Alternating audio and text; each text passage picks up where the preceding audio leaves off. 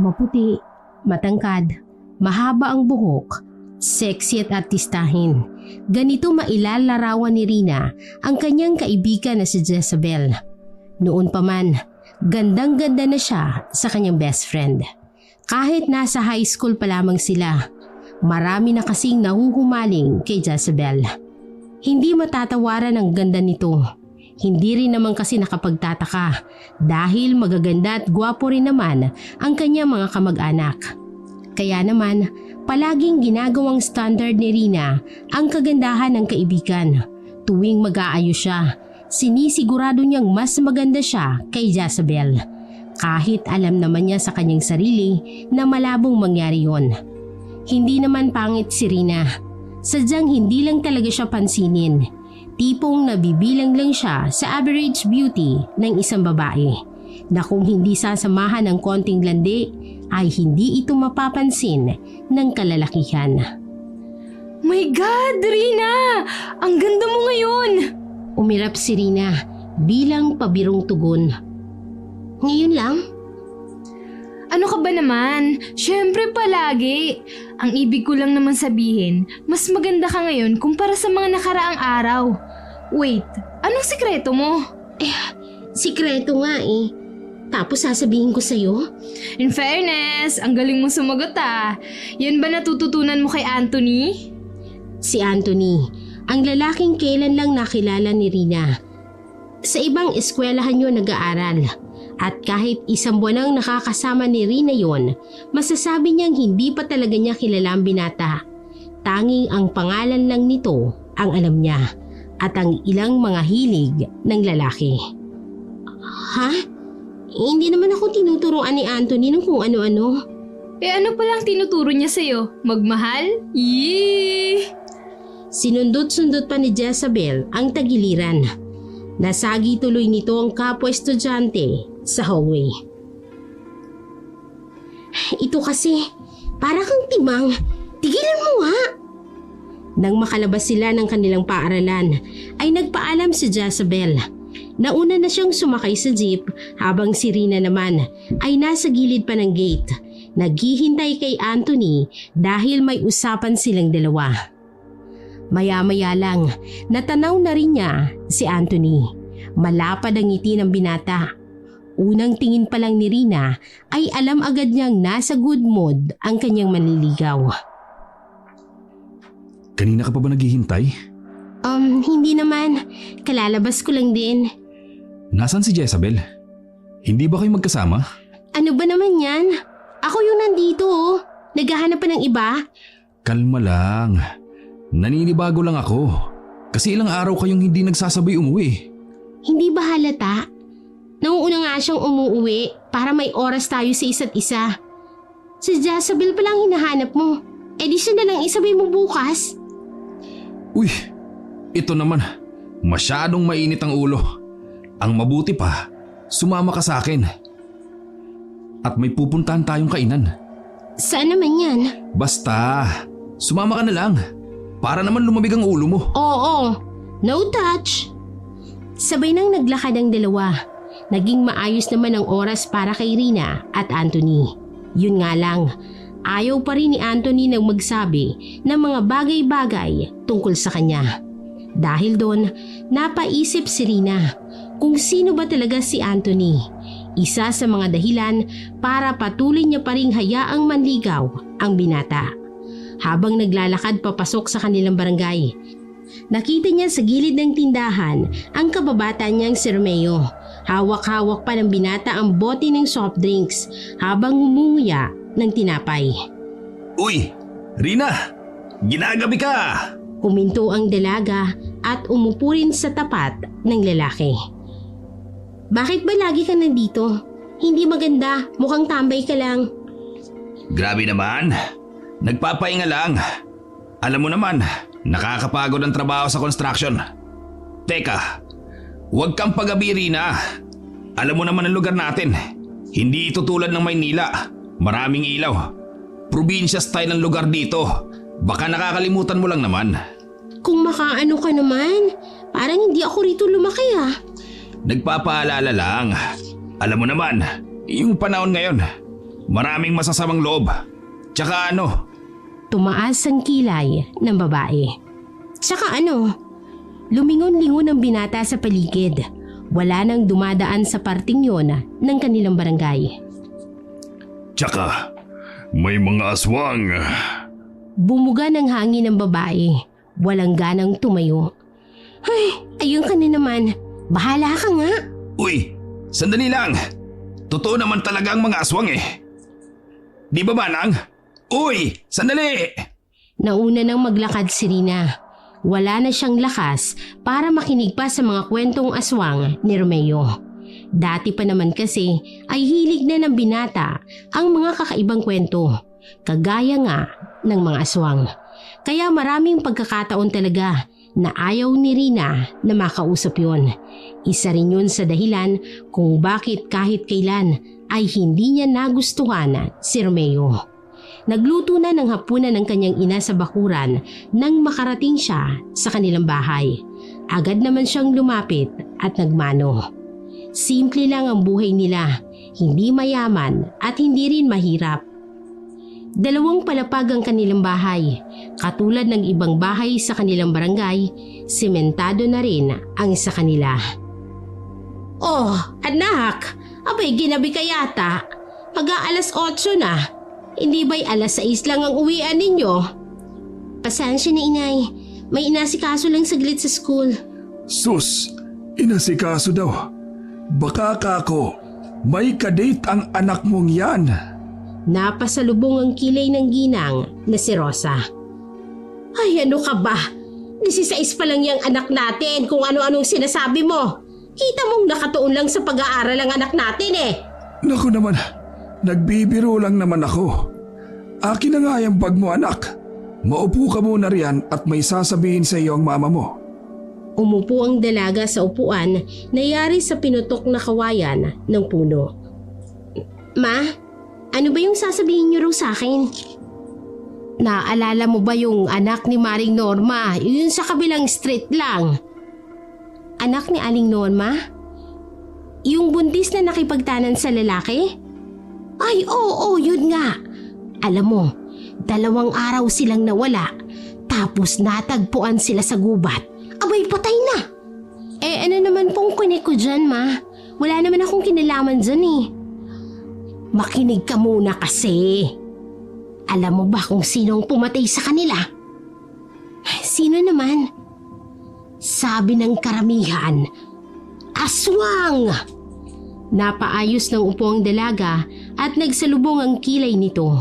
Naiirita na siya agad na marinig pa lang ang sinabi ng kanyang ina. Aswang? Seryoso ka, ma? Ay, mukha ba ako nagbibiro? Abay, totoo nga ang sinasabi ko. Wakwak ang tiyan ng babae. Puro kalmot naman yung asawang lalaki. Abay, sinasabi ko sa'yo kasi. May usap-usapan na may mga aswang mula sa kabilang probinsya na napadpad dito. Baka mabiktima ka kung uuwi ka lagi ng alanganin. Alam niyo, ma, pareho kayo ni Romeo. Aswang ng aswang. Ay, totoo naman talaga ang aswang. Papasok na po ako, ma. Papahinga po muna ako habang hindi pa tayo nakain. Ay, tingnan mo itong batang ito, oh. Ang tigas ng ulo. Bahala ka kapag nakaharap mo ang mga aswang, ha? Napapailing na lamang si Aling Rosa. Pumasok na rin sa loob ng bahay ang dalaga at umakyat sa 2 palapag. Humiga agad siya sa kama at napabuntong hininga ng malalim. Biglang sumagi sa isipan niya ang binatang si Anthony. Ang misteryo pa rin niya para sa akin, ha?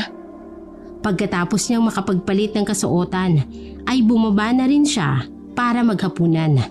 Naging maayos naman ang kanilang pagsasalo-salo.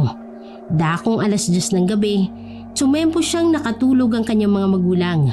Lumabas siya ng kanilang bahay. Kailangan niyang loadan ang cellphone niya na dipindot. Malamig sa labas at wala nang katao-tao. Buhay na buhay ang mga huni ng kuliglig. Kampante lang ang babae sa paglalakad niya. Katwiran niya, matagal na siyang taga roon kaya hindi siya mapapahamak. Nakarating siya sa kabilang street at wala na siyang nakitang bukas na tindahan. Napakamot sa ulo ang babae, pero napalingon siya sa kanyang likuran nang maramdaman niyang tila may tao sa likuran niya. Pero wala siyang nakitang tao nang humarap siya. "Sino yan? May tao ba dyan?" Walang tumugon. Tanging malamig lang na hangin ang sumagot sa kanya. Lumingon siya sa gilid nang marinig niyang may nakasagi ng halaman. Nagsimula ng kabahan si Rina sa pagkakataong yun. Hindi niya alam kung tatakbo ba siya o sisigaw para humingi ng tulong. "Sige, kapag hindi ka nagpakilala, ibabato ko itong paso sa'yo." Bubuhati na sana ni Rina ang paso, pero napagtanto niya na mabigat pala yun. "Joke lang pala, mabigat eh." Muling may gumalaw sa halamanan. Nagiinit na ang mukha ni Rina sa pagkakataong yun. Hanggang sa... Sino daw ako? Ibabado raw ang paso? Hindi naman pala kaya buhatin. Halos mamatay sa sakit ng tiyan sa katatawa si Romeo. Nakasimangot naman ang mukha ng dalaga. Nakakatuwang makita ka. Gagi ka. Para kang batang natatay. Tingin mo nakakatuwa, ha? Pinagsasasampal ng babae si Romeo sa mukha. Mabuti na lamang at ilan sa mga sampal na yon ay nailagan niya. Ano ba naman kasing gagawin mo rito? Gabing-gabi na. Pakialam mo ba? Nananakot ka pa? Para kang tanga. Ano nga? Baka matulungan kita. Naghahanap ako ng bukas na tindahan. Magpapaload ako. Magpapaload ba ka mo? May extra akong load.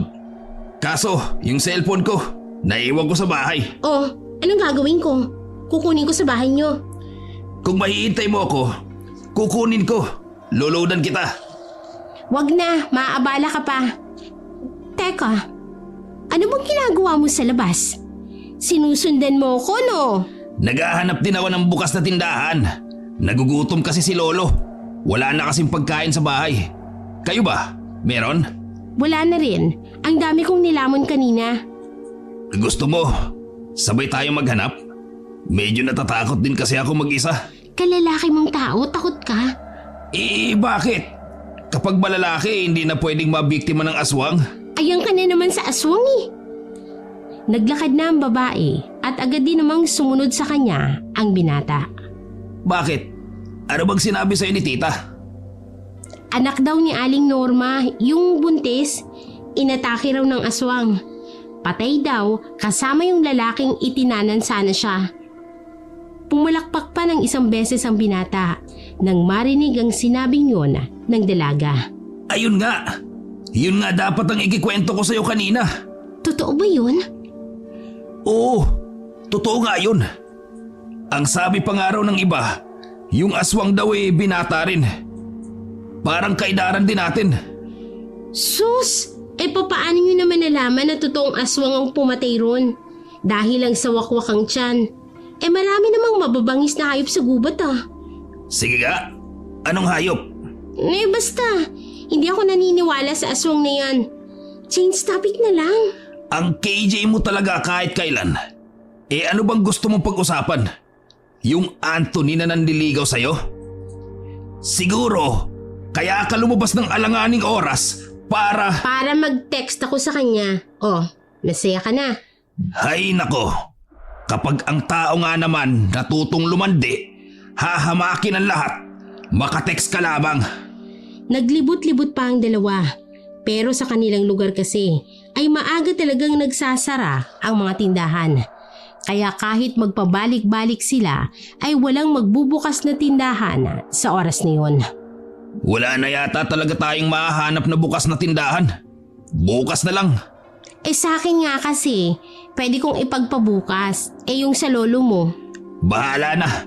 Wala naman ako magagawa. Sige na, hahatid na kita. Hindi na, mas kailangan ka ng lolo mo. Sigurado ka? Nakakatakot sa daan. Ikaw lang naman ang natatakot eh. Ikaw ang bahala. Nauna nang naglakad si Rina noong mga sandaling yun. Nilingon niya pa ang binata bago siya tuluyang lumiko. Hindi niya alam kung bakit parang may kakaibang lungkot siyang naramdaman kay Romeo. Kinabukasan, maagang pumasok ang dalaga sa kanilang paaralan. Hindi niya na hinintay pa ang matalik na kaibigan na si Jezabel. Mula kasi nang maramdaman niya na parang may gusto rin ang babae kay Anthony. Parang araw-araw na lang ay naiirita siyang makita si Jezabel. Kumbaga, pinapakisamahan niya lang sa ngalan ng kanilang pagkakaibigan. Pagdating niya sa kanilang paaralan, sa gate pa lang ay nakita niya na si Anthony at si Jezabel na nag-uusap. Palihim na nag-init ang kanyang ulo. Pakiramdam niya ay inagawan siya ni Jezabel. Lumapit siya at plastic na ngumiti. Oh, kanina pa kita hinihintay. Gusto ko lang sanang iabot sa'yo to. Dinukot ng lalaki ang chocolate na kasing haba ng bagong lapis. Nabalitaan ko kasi kay Jezabel na ikaw raw ang pinakamata sa exam ninyo kahapon. Pasensya ka na sis ha, nasabi ko. Ang daldal ko kasi. Ayos lang. Maraming salamat, Anthony. Oh, paano? Alis na ako. Papasok na rin ako. Bye Anthony! Thank you sa kwentuhan! Ngumiti ng lalaki sa kanila at tumakbo na rin papalayo. Naiwan ang dalawa. Naiilang namang sinabayan ni Rina ang kaibigang si Jezabel. Alam mo sis, may chismis ako sa'yo. Ano naman? Alam mo ba yung kwento tungkol sa Ano ba? Aswang na naman? Si Mama yan din ang sinabi. Si Romeo din. Tapos ikaw rin. Puro kayo aswang. Nakakarindi na. Uy, ano bang problema mo? E di kung ayaw mong pag-usapan yun, sabihin mo nang maayos sa akin. Hindi yung ganyan. Nagtitingin pang ibang estudyante sa atin. Problema ko? Sa tingin mo kaya ano? Magtatanong ba ako kung alam ko? Hello? Tapatin mo nga ako, Jezabel. May gusto ka rin ba kay Anthony? Napangangang babaeng si Jezabel. Hindi nito inaasahan na gano'n ang sasabihin ni Rina. Ayos ka lang? May lagnat ka yata.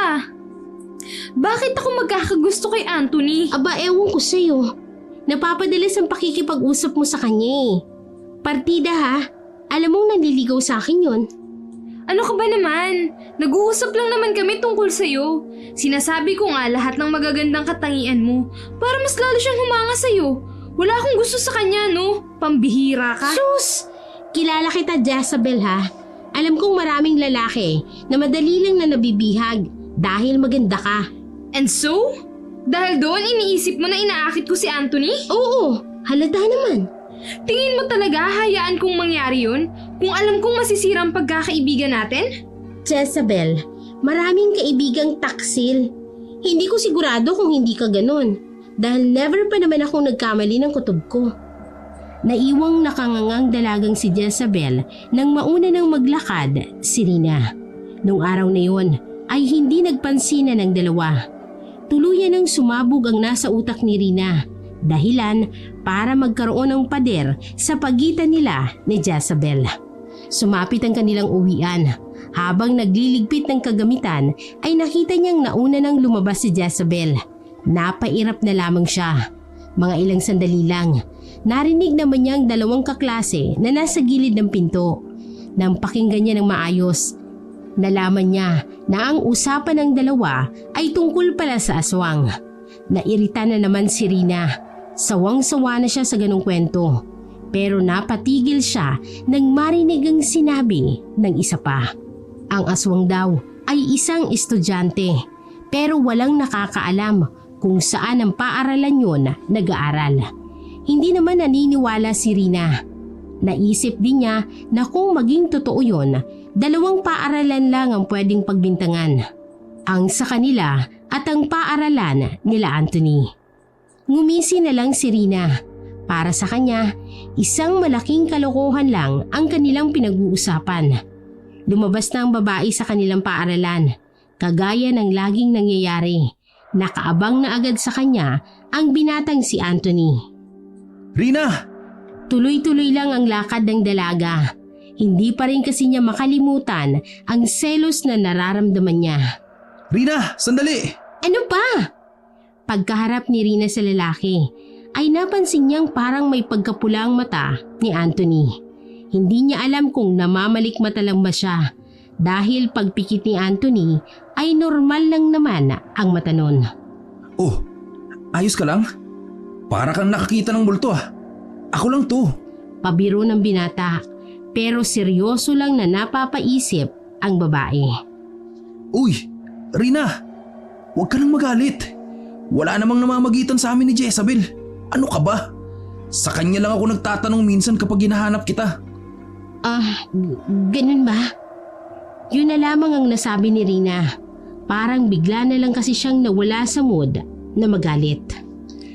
Gusto mo ba sumama ka sa akin sa bahay? Ipagluluto kita ng masarap na sinigang. Nabigla rin si Rina na mga sandaling yun. Hindi niya inaakala na magyayaya sa kanya ang lalaki. Sa halos isang buwan kasi, palaging umiiwas lang ang binata kapag si Rina ang nagyayaya. Tiningnan ni Rina si Anthony. Kita sa mukha ng lalaki ang saya.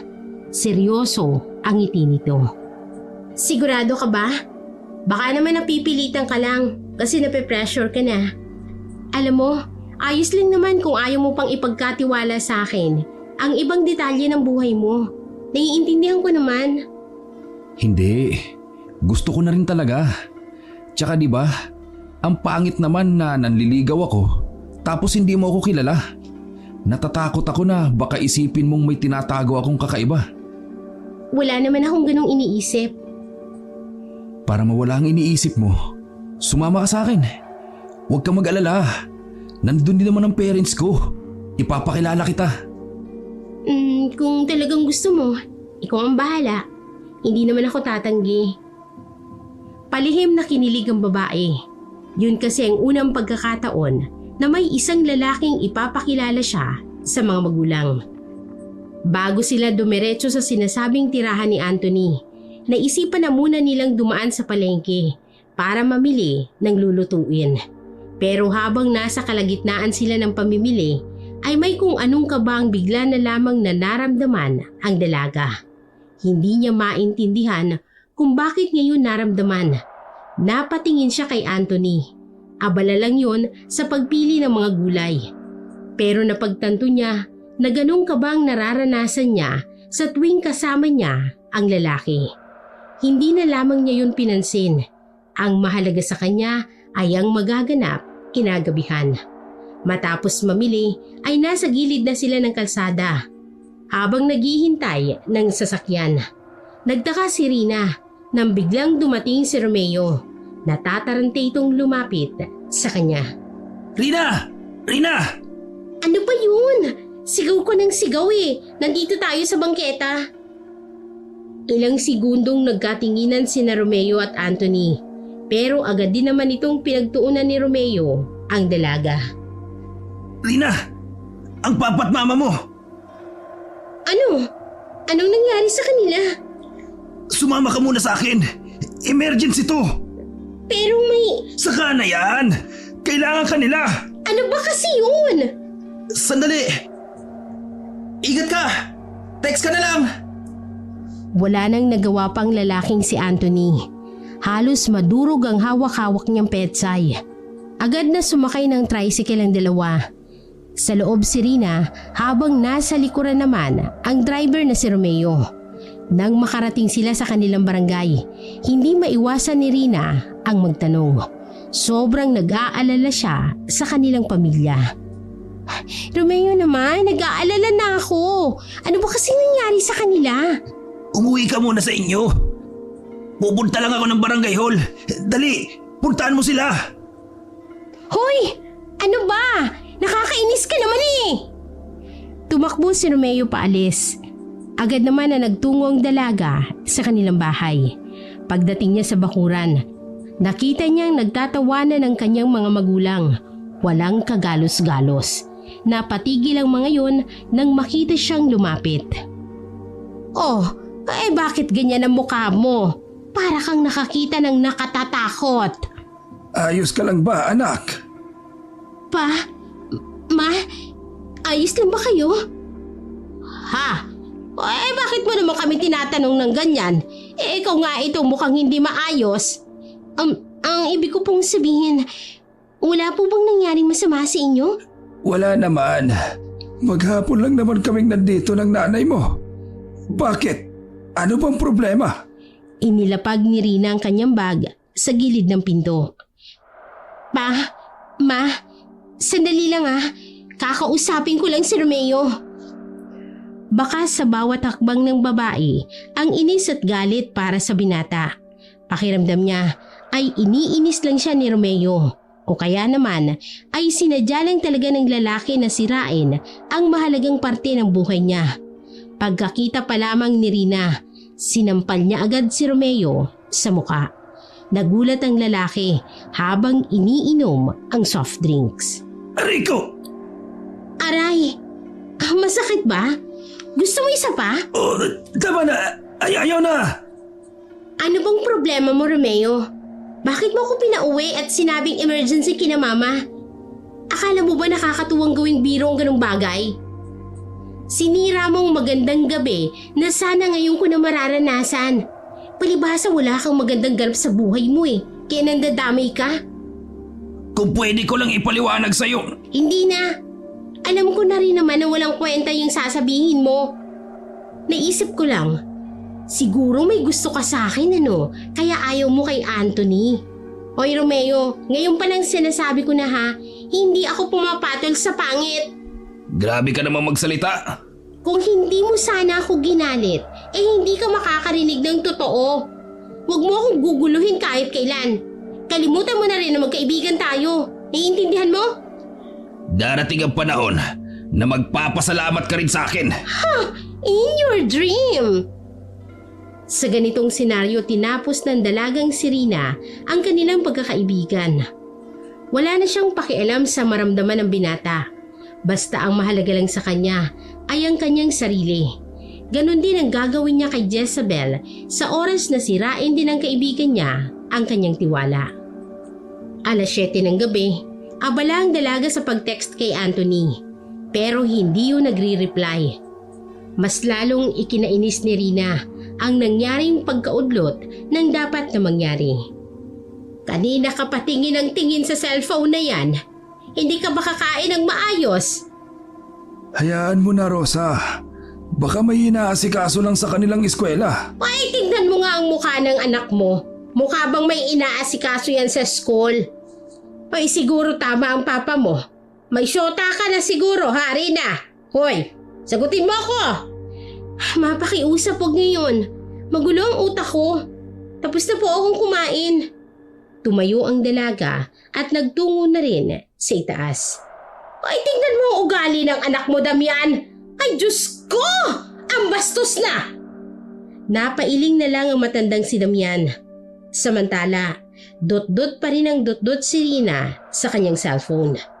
Nakakarami na siya ng mensahe kay Anthony, pero wala pa ring tugon ang lalaki. Kinabukasan, mag-aalas 5 pa lang ng madaling araw, ay nagising na si Rina. Oras na rin kasi yun ang gising ng kanyang mga magulang para magtinda sa palengke. Naiwan siyang mag-isa sa kanilang bahay. Wala siyang pasok ng araw na yon dahil Sabado. Muli niyang tiningnan ang kanyang cellphone. Wala pa rin doon ang pangalan ng lalaking si Anthony. Dismayado niyang inilapag ang cellphone sa lamesa. Medyo madilim-dilim pa sa labas kaya wala siyang ganang lumabas. Bumuntong hininga siya pero maya-maya lamang ay nakarinig siya na tila hayop na umaangil. Nagmumula yun sa paligid ng bahay nila. Hindi niya alam kung saan banda pero alam niyang nasa malapit lang yun. Dumungaw siya sa bintana pero wala naman siyang nakitang kung ano pa. Pero nang pumunta siya sa kabila ay may narinig siyang gumalaw sa halamanan na tila ba tumakbo yun papalayo. Hindi na lamang inintindi ni Rina kung ano man ang kanyang nakita. Makalipas lang ang 2 oras ay naghanda na rin siya para sa kanyang pagpasok. Bihis na bihis ang babae. Mas lalo siyang nagpaganda nung araw na yon. Gusto niya kasi na maganda siya kapag nagkita sila ni Anthony. Gusto niya rin kasing humingi ng paumanhin dahil sa nangyari. Habang naglalakad patungong terminal ng tricycle, nakita ni Rina na mayroon namang nagkukumpulang mga tao sa kanto ng kanilang barangay na intrigang babae. Kaya pasimple siyang nakisilip doon. Nakita niyang isang babae na nakatakip ng sako. Pagkakita niya palang sa dugo sa lapag ay nakaramdam na siya ng kilabot. Yun kasi ang unang beses na nakakita siya ng taong tila kamamatay pa lamang. Agad na napalayo ang babae. Bigla na lamang siyang hiningal habang nakahawak sa kanyang dibdib.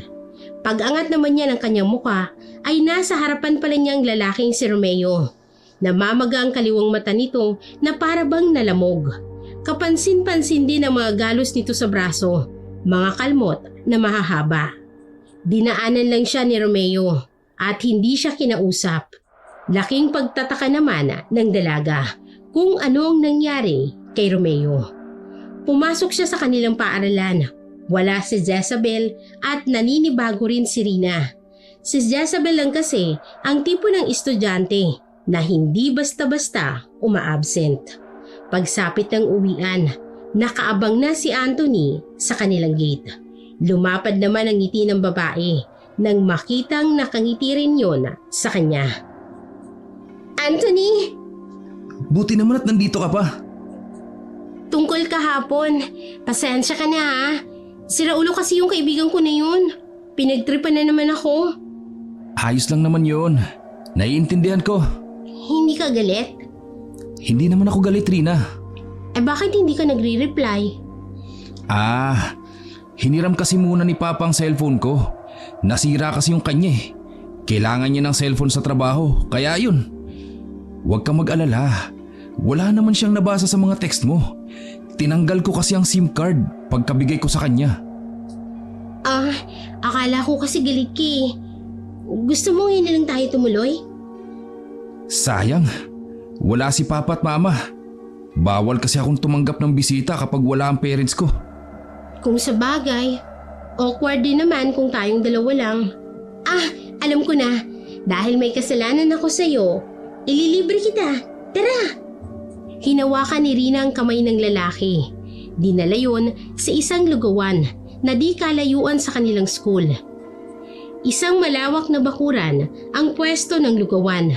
Marami ding ilaw, kaya nakakainganyo sa mata ng dalawa. Pumesto sila sa bakanting lamesa na nasa dulo ng bakod.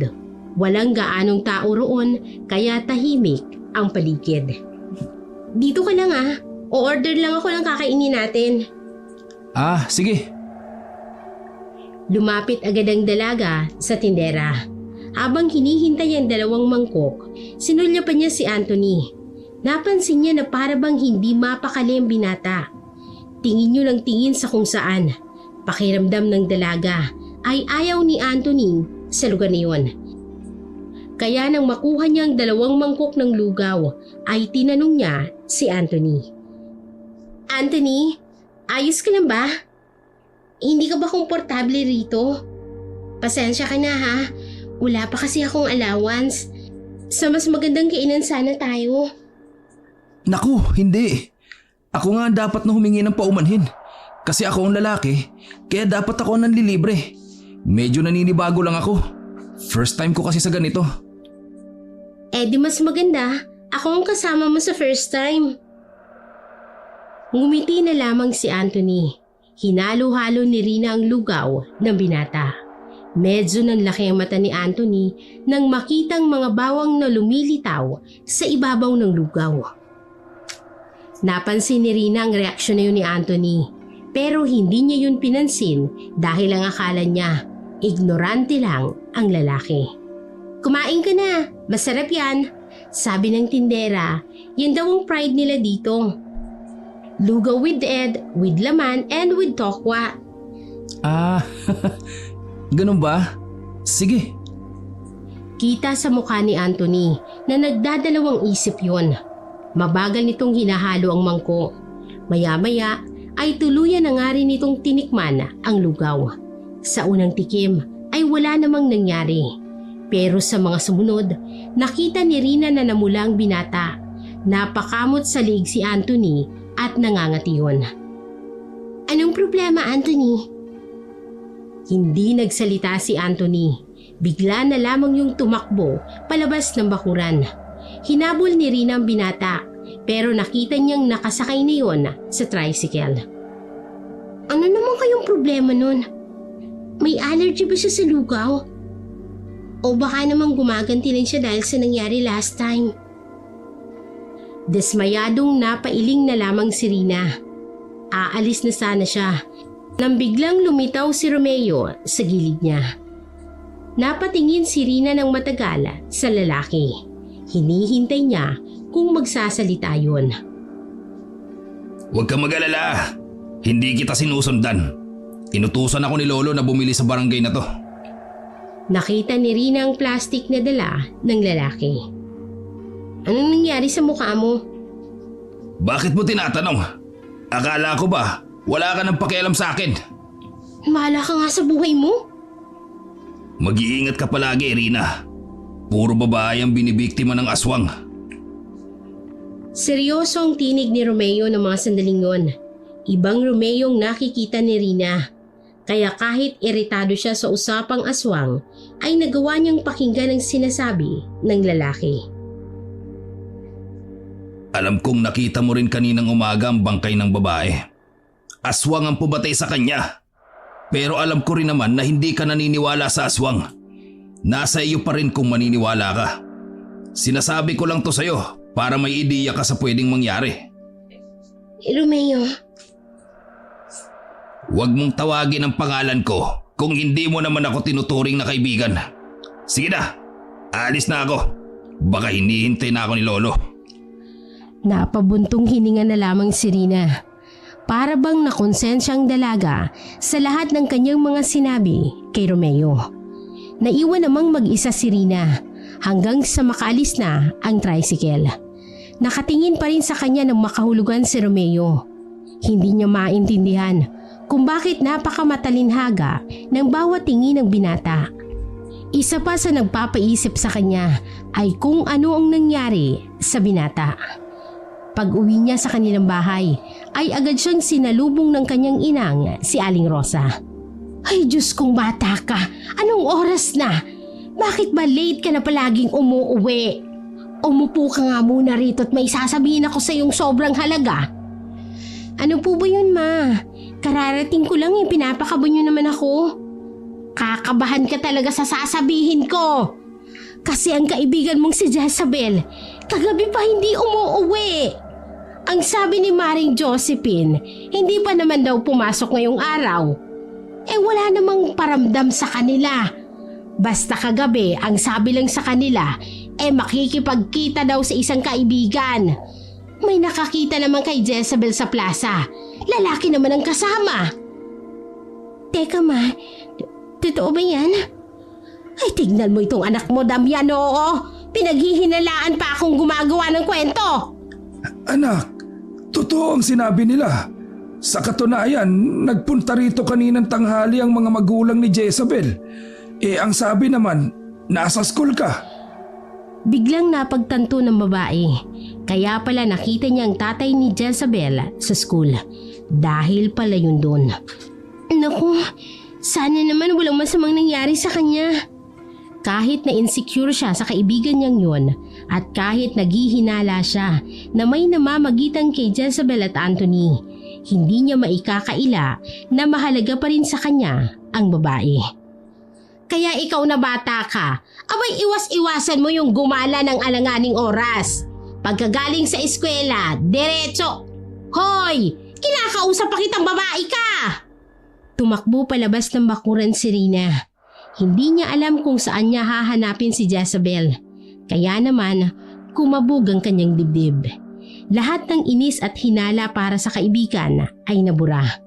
Habang tumatakbo siya, ay sakto namang nadaanan niya si Romeo sa tindahan.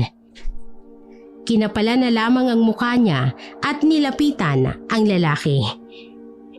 Romeo, nabalitaan mo ba yung nangyari kay Jezabel? Sandaling tumigil ang lalaki sa pagnguya ng tinapay. Tumingin ito ng seryoso kay Rina. Bakit? Nawawala si Jezabel kagabi pa. Ang sabi ng mga nakakita, May kasama raw siyang lalaki sa plaza. Si Jezabel nawawala. Nakausap ko pa kagabi yun. Sabi niya, may kikitain daw siya sa plaza. Yun na nga yun, Romeo. Pwede mo ba akong tulungan? Hanapin si Jezabel? Akala ko ba galit ka sa kanya? Kasi iniisip mo, inaahas niya si Anthony. Pwede ba? Hindi ko na nga yan iniisip eh. Ang mahalaga sa akin, makabalik siya sa kanila. Alam mo ba kung saan siya hanapin? Bukod sa plaza na nagsasarado sa oras na ito? Hinangan, hindi ko alam. Kumalma ka. Manang, isang soft drinks pa nga po. Paano ko kakalma? Baka nabiktima ng aswang? Di ka naman naniniwala dun. Umupo ka muna. Mas lalong hindi ka makakapag-isip ng maayos kapag hindi ka kumalma. Pinainom na muna ni Romeo ang dalaga ng soft drinks. Kahit papaano ay kumalma na rin ang babae. Pero hindi pa rin nawawala ang kaba sa dibdib nito. Talagang tunay kang ang kaibigan. Biruin mo. Galit ka. Pero mahalaga pa rin sa'yo. Ano ka ba naman? Siyempre mas pinipili ko pa rin ang pagkakaibigan naming dalawa. Kaya nga, kahit masasakit na salita ang sinabi mo sa akin, hindi ko magawang magalit sa'yo. Kasi alam ko, kahit ganon, busilak pa rin naman ang puso mo. Bakit ba nagkaganyan ang mukha mo? Pati yung braso mo? Maniwala ka man sa hindi, pero nakipaglaban ako sa aswang. Tumitig lang ng matagal si Romeo sa kanya. Napaiwas na lang ng tingin si Rina dahil doon. Darating din ang panahon na maniniwala ka, Rina. Oo na. Totoo na ang aswang. Ang iniisip ko ngayon, si Jezabel. May alam akong pwede natin puntahan. Para malaman natin kung si Jezabel ba ay nabiktima ng aswang o hindi. Saan naman? Kung may tiwala ka sa akin, sumunod ka sa akin. Tara! Nagmamadali silang naglakad paalis. Nung unay hindi alam ni Rina kung saan ang punta nila. Pero nagtaka na lamang siya nang mapansin niyang malapit na sila sa kagubatan. Bakit tayo nandito? Sa kagubatan madalas iniiwan ng aswang ang biktima nila. Yung 3 unang biktima niya, dyan mismo natagpuan. Baliw ka ba? Ang laki-laki ng kagubatan. Tsaka madilim pa. Baka mamaya kung ano pang mangyari sa atin, matuklaw pa ako ng ahas dyan eh. Di ba nga, sabi mo, gusto mong makasiguro kung nakuha ba siya ng aswang o hindi. Basta, ayoko dyan. Sige, hintayin mo na lang ako rito sa kalsada. Seryoso ka ba? Iiwanan mo ko? Gusto mo bang sumama? Hindi. Di iiwan kita. Uy! Teka lang sandali! Tuluyan ang pumasok sa loob ng kagubatan. Naiwang nagpapahaplos na lamang sa braso ang dalaga dahil sa labis na katahimikan. Hindi niya maiwasang magpalingon-lingon sa paligid. Noong mga sandaling yun, pinagsisisihan niya kung bakit siya sumama kay Romeo. Ay, Diyos ko naman talagang lalaking yun. Nakakainis. Nakakatakot naman dito.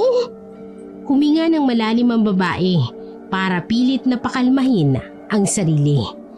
Sa kalagitnaan ng paghihintay ni Rina, bigla siyang napatingin sa kaliwang banda. Nakarinig siya ng mga yabag ng paa na para bang papalapit sa kinalalagyan niya. Lumakas lalo ang tibok ng kanyang puso. Hindi niya alam ang gagawin niya. Batid ng dalaga na bukod sa kanya ay meron pang ibang tao na naruroon. Sa sobrang kaba, hindi niya maikilos ang kanyang mga paa. Naninigas na rin ang kanyang kamay. Sino yan? Romeo? Huwag kang magbibiro ng ganyan ha! Sasapakin kita! Ngunit walang sumagot sa kanya. Nagsimula ng pagbawisan ng malamig ang babae. Mabuti na lamang nakabalik na si Romeo noong mga sandaling yun. Kung hindi, baka tuluyan ng hinimatay si Rina. Wala naman si... Oh! Ayos ka lang! Uy!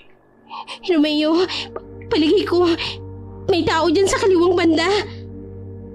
Tumingin ang binata roon. Sabay dampot ng putol na sanga ng puno. Dahan-dahang lumapit ang lalaki. Mga ilang sandali lang. Takbo! Takbo na, Rina! Hinila ng binatang babaeng si Rina paalis. Halos makaladkad na si Rina sa sobrang bilis ni Romeo. Nang makarating na sila sa parteng may matinong poste ng ilaw, nawala na rin ang nilalang na sumusunod sa kanila. Takot na takot ang mukha ni Romeo nang magpahinga sila roon. Rina, umuwi ka na muna. Pakiusap, huwag ka na munang papasok sa skulyo. Ha? Bakit? Ikaw na ang target ng aswang. Kaya sana, makinig ka na muna sa akin. Sa bahay ka lang muna hanggat hindi pa nahuhuli. Baliw ka ba? Malapit na yung exam namin. Kung ayaw mong mabiktima, makinig ka. Nauna nang naglakad si Romeo pabalik sa kanilang barangay.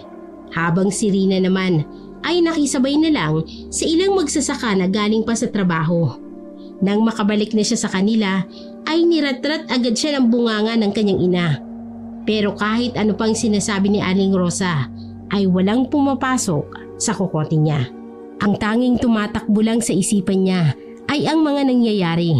Si Jezabel at ang aswang at ang mga sinabi ni Romeo.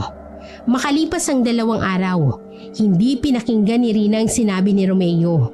Pumasok pa rin siya. Sa araw na yun, hindi pa rin nakikita si Jezabel.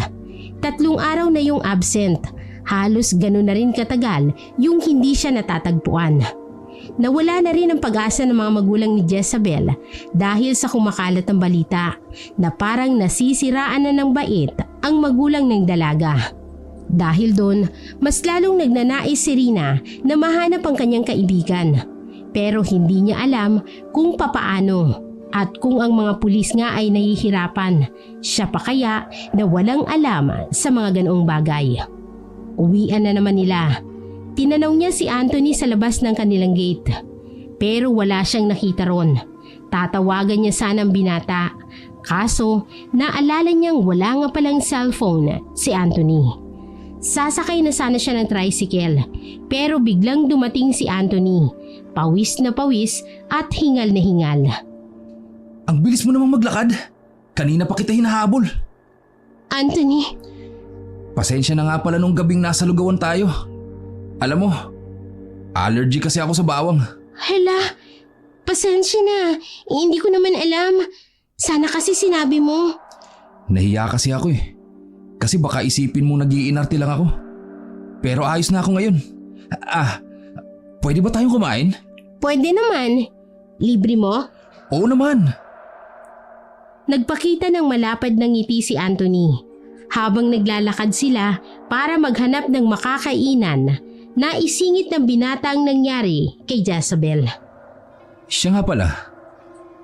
Narinig ko kanina sa mga kaklase nyo. Nawawala raw si Jezabel.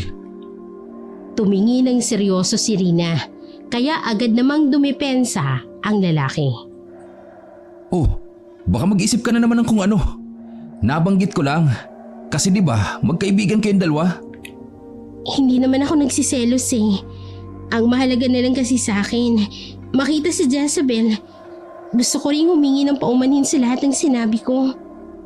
Bumuntong hininga ang dalaga. Hinaplos naman ni Anthony ang kanyang ulo. Kung meron akong maitutulong, magsabi ka lang ha? Maraming salamat. Pero gusto ko na munang kumain. Kumain ng 2 sa karinderya. Maraming ulam ang kinuha ni Anthony. Pero napansin ni Rina na halos lahat ng kinuha nito ay yung mga hindi nilalagyan ng bawang. Nagkibit balikat na lamang si Rina. Naiintindihan niya naman kasi ang dahilan kung bakit. Ang hindi niya lang maintindihan ay kung bakit tinatanong pa ni Anthony sa tindera kung nilagyan yon ng maraming asin ang ulam. Sa isip-isip ng dalaga, baka bawal sa maalat si Anthony, saka inunawa pa rin niya ito. Rina, nakakita ka na ba ng alitaptap? Nagtaka si Rina. Bigla na lang kasing nagbukas ng kakaibang usapan si Anthony. Pero sinakyan niya na lamang yun. Alam mo, paborito kong mga alitaptap. Sabi nila, kapag nakita mo raw ang mga alitaptap na kasama ang taong mahal mo, ibig sabihin raw, kayo talagang itinadhana. Gusto mo makita yun na kasama ako? Sana. Pero Saan ba nakikita ang alitap-tap? sa kagubatan.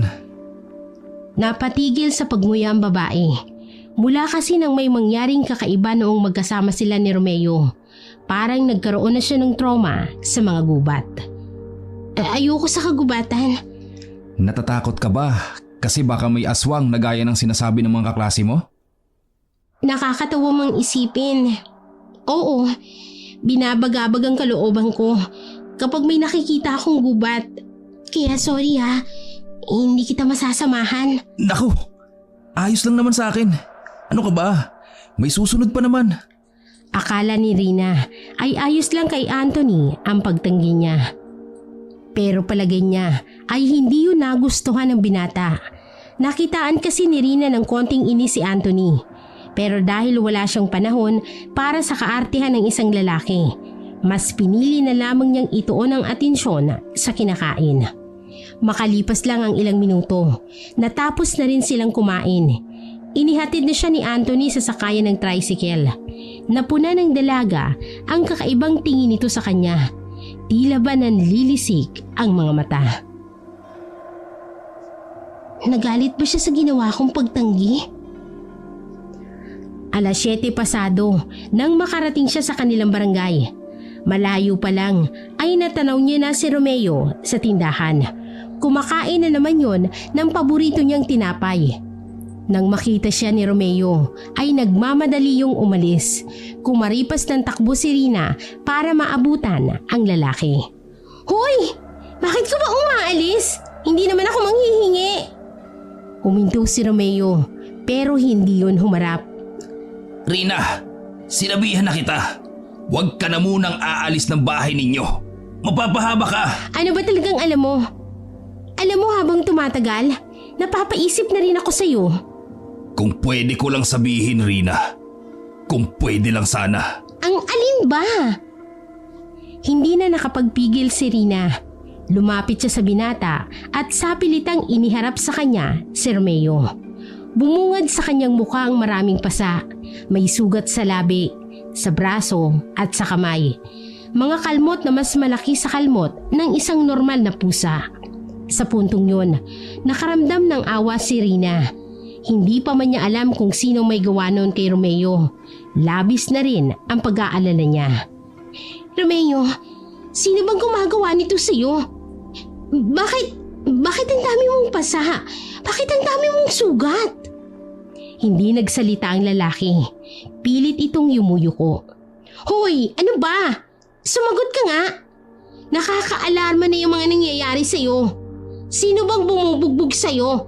Bakit hindi ka magsumbong sa mga pulis? Wala namang magagawa ang mga pulis, Rina. Aswang ang kinalaban ko. Romeo, naniniwala na ako sa aswang. Pero huwag ka namang gumawa ng kwentong ganyan.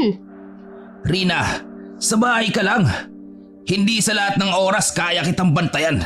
Nakikiusap ako sa'yo. Hindi ko kakayanin pag pati ikaw ay napahamak. Iika-ika nang naglakad paalis ang binata. Napapailing na lang at salubong ang mga kilay ni Rina. Hindi niya alam kung paano iintindihin ang mga sinabi ni Romeo.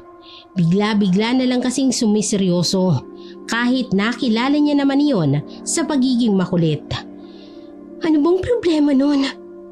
Naglakad na lamang si Rina pauwi ng kanilang bahay. Medyo maaga siyang umuwi ng sandaling yon. Kaya naman, kalmado lang siyang sinalubong ng kanyang ina. Oh, anak, kumain ka na ba? Aba, himala, ang aga mo. Anak, wala pa ring matinong balita sa best friend mo. Galing kami kanina sa mga magulang niya. Siyempre, nag-aalala rin kami sa iyo kaya nanghingi lang kami ng update. Ang kaso, wala pa rin talaga. Ipagpasa Diyos na lang natin si Jezabel na sana wala namang nangyaring masama sa kanya. Pero narinig ko kanina, magpapakalat na raw ng tanod ang kapitan natin para mabantayan ang buong lugar. Ay nako, wag na. Mas masarap lang sa loob ng barangay. Papakalat-kalat pa sila. Kung kailan may 3 nang nabiktima ang aswang na yan, Saka pa sila kikilos kung kailan pati si Jezabel ay baka nabiktima na. Ano ka ba? Hindi makakatulong sa anak natin yung pinagsasasabi mo, Damian. Pa, Ma, gusto ko na lang po munang magpahinga. Ay, hindi ka pa kumakain. Mamaya na lang po. Oy, siya sige. Ikaw ang bahala. Anak, magiging maayos din ang lahat. Tumango na lamang ang dalaga. Pagpasok niya sa itaas ay nakatulog na lamang siya agad dahil sa sobrang stress. Bandang 2:00 ng madaling araw nang makaramdam siya ng gutom. Patay na ang ilaw sa maliit nilang sala. Mahimbing na rin ang tulog ng kanyang mga magulang. Bago niya mabuksan ang pinto, ay may nasipat siyang parang imahe ng tao sa labas. Pero paglapit niya sa bintana at sumilip, sinampay lang pala yun at hindi nasungkit ng kanyang ina. Nagsandok na siya ng kanin at pumesto sa lamesa. Pagsubo niya, nakarinig siya ng isang sumisitsit. Sa hindi malamang dahilan, nagtayuan na naman ang kanyang balahibo. Sino yan? Rina! Ako ito! Si Romeo! Buksan mo ang pinto! May sasabihin ako! Buong akala ni Rina ay totoong si Romeo ang nasa labas. Kaya naman, hindi na siya nagdalawang isip. Kainis naman! Madaling araw na! Bigla na lamang bumungad sa harapan niya ang aswang pagbukas niya ng pinto. Pangit ang mukha ng nilalang.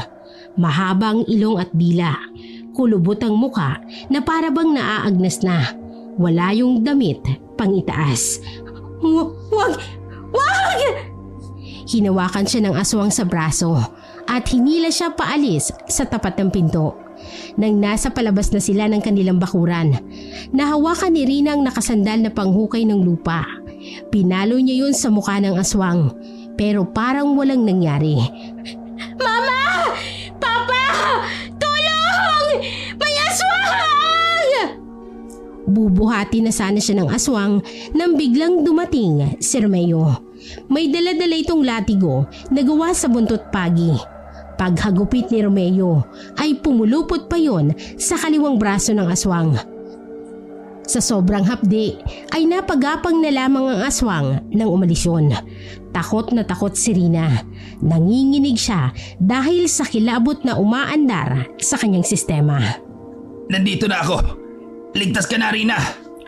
Naglabasan na rin sina Aling Rosa at Mang Damian dahil sa ingay na ginawa ng dalaga. Napayakap na lamang siya kay Romeo dahil sa nangyari. Iyak siya ng iyak. Ang buong akala niya ay makukuha na siya ng aswang.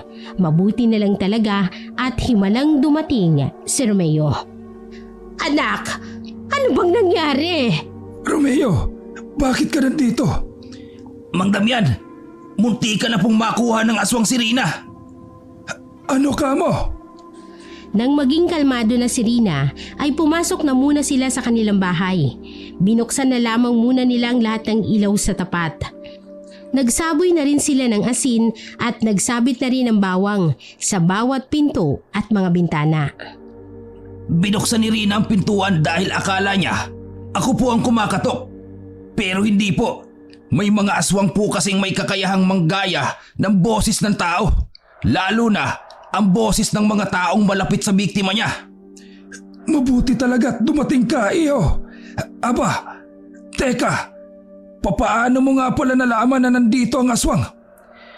Ang totoo po niyan, binabantayan ko po si Rina. Ay, binabantayan?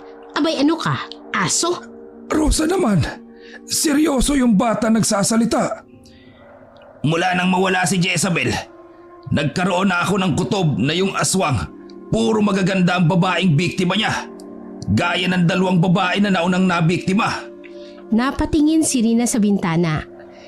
Palihim itong natuwa sa sinabi ni Romeo. Kahit kailan, hindi niya pa nakikita si Romeo sa seryosong katauhan nito. Ibang Romeo ang nakikita niya. Ang Romeo na nagligtas sa kanyang buhay. Maganda naman talaga itong anak namin eh. Naisip ko po na si Rina ang sunod na target. Naisip ko po kasi na baka matagal na silang minamanmanan ng aswang. Ibig pong sabihin, alam ng aswang na magkaibigan sila. Oh, anak, matalino pala ang isang to. Ito na lang kaya ang maging asawa mo, aray! Tumigil ka dyan. Alam mong seryosong usaping nangyayari. Yan na naman ang iniisip mo. Tumatanda ka talaga ng paurong. Matanong ko lang. Anong nangyari sa mukha mo't magkabila mong braso? Si Romeo kasi, kumakalaban po siya ng aswang. Natamo niyo po yung mga sugat na yan dahil sa aswang na yun. Namangha ang mag-asawa dahil sa sinabing yun ng dalaga. Napasubi na lamang si Romeo. Nahinto ang pag-uusap na yun nang magdatingan ng mga tanod sa barangay. Hininga ng salaysay si Rina bilang pagpapatunay na umatake ang aswang. Pagkatapos, sinuyod ulit ng mga tanod ang buong barangay. Pero sa kasamaang palad, hindi na rin nila nakita ang aswang. Hindi na nakatulog si Rina noon. Gulong-gulong ang isip niya. Nang makaharap niya kasi ang aswang, may kakaiba siyang naramdaman. Para bang pamilyar sa kanya ang aswang.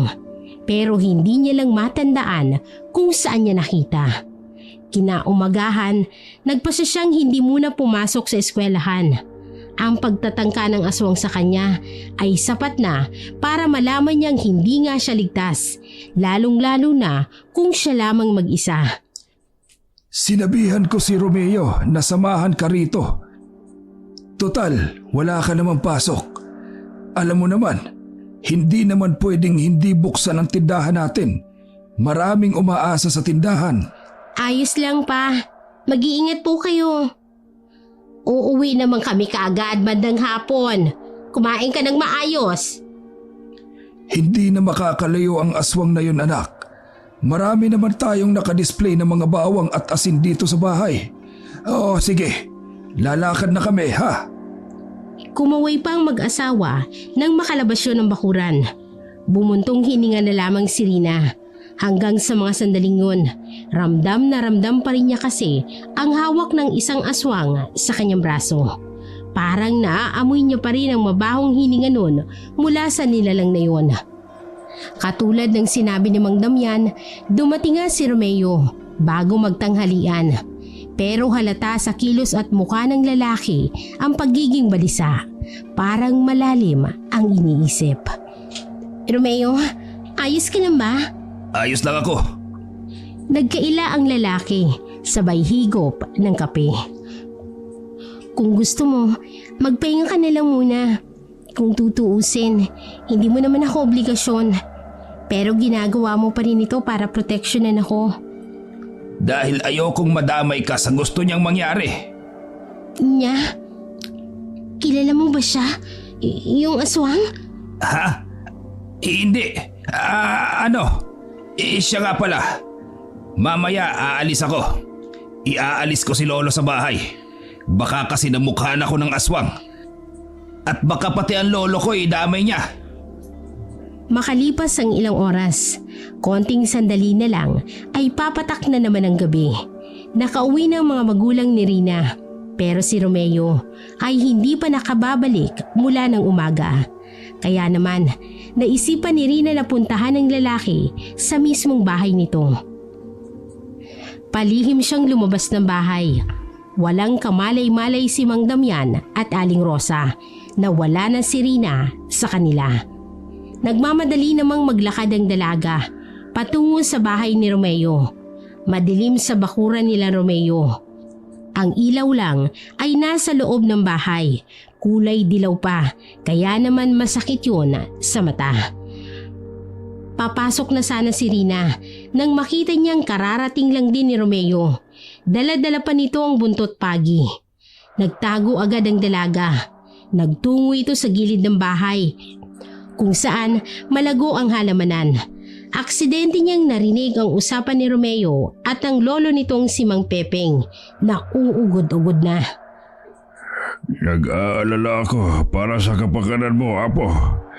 Sa ginawa mong pakikialam, siguradong galit siya sa'yo at ikaw ang gagantihan niya.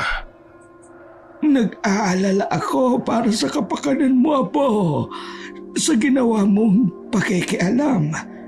Siguradong galit siya sa iyo at ikaw ang gagantihan. Hindi ako papayag, Lo, na pati si Rina bibiktimahin niya. Naaawa rin ako sa iyo, Apo. Tingnan mo yung katawan mo. Puro sugat. Hindi ka pa nga gumagaling sa iba mong sugat.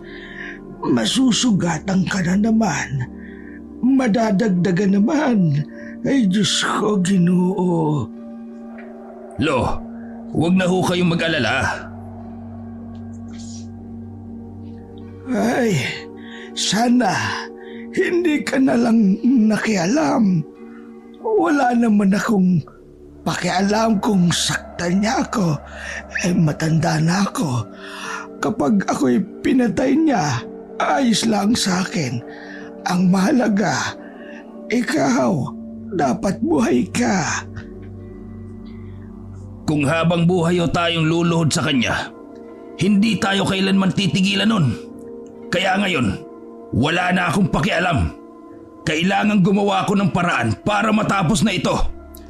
Lo, kailangan nating manindigan. Marami na siyang nabibiktima. Hindi na biro ito. Ay, pero... Nagulat na lamang si Rina nang biglang lumitaw si Anthony at pumasok ng pinto. Nung unay naguguluhan pa siya kung ano ang ginagawa ng lalaki roon. Pero bigla na lamang dinakma ni Anthony si Romeo sa kwelyo at biglang pinagsasapak. Di ba sinabi ko sa'yo na huwag kang iepal sa lahat ng gusto kong mangyari, ha? Bakit ba hindi ka nakakaintindi? Habang nakasilip sa bintana, napadako ang tingin ni Rina sa braso ni Anthony. Napansin niya roon na parang may mga bakat ng latay ng latigo. Dito na lubusang naunawaan ni Rina kung ano ang nangyayari at kung sino ba talaga si Anthony. Diyos ko, si Anthony, siya yung aswang. Itigil mo ng kahibangan mong ito, Ronald. Tigilan mo na ang pagtatago sa katauhan ng isang estudyante. Wala kang karapatang tawaging Anthony dahil para lang yon sa mga tunay na tao. Napikon si Anthony noong mga sandaling yun. Sinakal niya si Romeo at itinaas sa ere. Hindi pa nga dapat yun titigil kung hindi lamang lumapit sa kanila ang matandang si Pepeng. Ay, Ronald! Ay, tama na yan. Pamangkin mo siya. Binitawan ni Anthony si Romeo. Wala akong tiyo, inaswang. Inampun ka lang ni Lolo. Hindi ka namin kamag-anak. Kaya kahit mamatay pa ako, gagawin ko ang lahat para mapigilan ang binabalak mo kay Rina. Anong gagawin mo? Wala kang magagawa. Hawak ko si Jezabel. Si Rina na lang ang kulang. At kung kinakailangan na patayin kita, gagawin ko yon. Matupad lang ang pantasya ko. 2 magagandang babae ang aanakan ko sa oras ng kabilugan ng buwan. 2 malakas na sanggol ang isisilang. Silang 2 ang susi sa pangarap ko. Sinasabi ko sa'yo, kung hindi mo ako papatayin ngayon, hindi mo yun matutupad. Madali lang naman akong kausap. Kung gusto mong mamatay, di pagbibigyan kitang lintik ka. Nagulat si Rina nang makita ang paghaba ng kuko ni Anthony. Sa hindi maipaliwanag na dahilan, lumakas ang loob ni Rina. Lumabas siya sa pinagtataguan at pumasok doon. Itinulak niya si Anthony at saka humarang kay Romeo. Huwag mong saktan si Romeo! Tingnan mo nga naman, hindi mo na ako pahihirapan. Niloko mo ko, Anthony. Akala ko totoo ang lahat ng mga pinapakita mo. Tapos, isa ka palang aswang. Halangang kaluluwa mo. Demonyo! Hindi kita niloko. Sadyang utu-utu ka lang. Hindi ako makapaniwala sa ginagawa mo. Kung sa bagay, wala namang mabuting aswang. Lahat ng aswang masasama. Unang-una ka na! Nagsarado ang kamao ni Anthony. Unti-unti na itong nagpapalit ng anyo bilang aswang. Nakatatakot ang mukha ni Anthony. Para itong mabangis na halimaw na nasa pelikula lang makikita. Aatake na sana sa kanilang aswang na si Anthony. Nang saksakin yon ni Mang Pepe gamit ang pilak na punyal.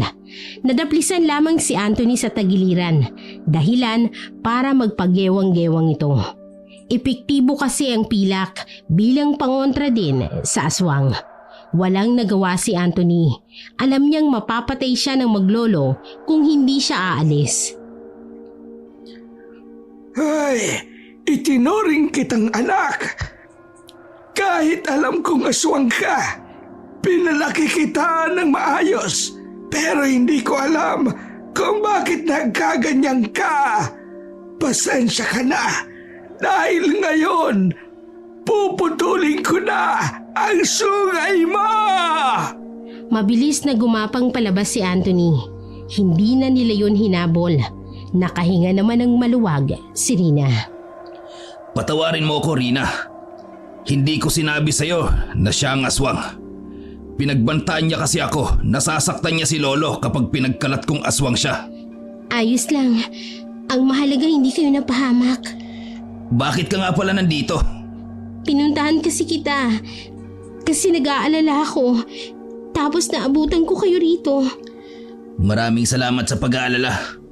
Pero may dapat tayong unahin. Si Jezabel, dapat natin siyang makuha ngayon. Dahil ngayong gabi, sisilip ang kabilugan ng buwan. Kung hindi ka man niya makuha, maaaring si Jezabel na lang ang gagawan niya ng anak.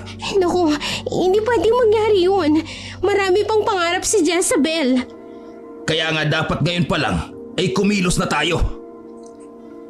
Ay, kung ganon, dalhin mo itong punyal na ito. Ito lamang ang makapapatay dyan kay Ronald. Rina, alam kong delikado, pero kailangan kita. Kailangan ko ng isang kasama para kapag naging alanganin ang sitwasyon, may kasamang tataka si Jezabel. Oo, sasama ako. Gusto ko rin mailigtas ang best friend ko. Tara na, alam ko kung saan lumulunggayang si Anthony. Ronald. Huminga ng malalim ang dalaga. Kinakabahan siya na nag-aalala. Hindi niya kailanman pinangarap na masangkot sa ganoong klase ng gulo. Pero ibang usapan na kasi kung mahalagang tao ang nakasalalay. Dala ang punyal at ilang pangontra ay naglakad sila patungo sa kagubatan. Ayon kasi kay Romeo, nagtatago si Anthony sa isang parte ng liblib na gubat. Nakapagpatayo yun doon ng bahay noong pang medyo bata-bata pa si Romeo. Habang naglalakad, kung ano-anong bagay ang napagtanto ni Rina. Romeo, kaya mo ba ako pinigilan nung gabing pupunta ako dapat sa bahay niya? Kasi alam mo… Oo, iyon ang dahilan. Sa lahat ng sinabi niya, walang totoo. Alam mo, matagal ko na tong nililihim sa lahat. Nasa elementarya pa lang tayo nila Jezabel. Aswang na yang si Ronald o yang Anthony na nakilala mo. Wala akong magawa kasi natatakot ako na baka mawala si Lolo. Lagi siyang nagbabanta na papatayin niya si Lolo Piping. Kaya noon, nabuhay ako sa takot. Nabuhay na nagbubulag-bulagan.